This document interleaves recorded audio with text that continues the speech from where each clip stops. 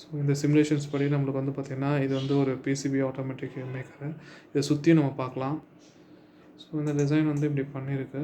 So கம்ப்ளீட்டாக design பண்ணியிருக்கு. So இதில் அவுட்புட்டும் நம்மளுக்கு ப்ரோட்டோடைப் மாடல் வந்து 3D.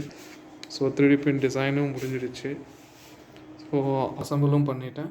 ஸோ அசம்பிள் பண்ண பின்னாடி இப்படி இருக்குது டிசைனு. ஸோ ஆன் பண்ணி பார்த்தோம்னா ஸோ பார்த்திங்கன்னா பிசிபி வந்து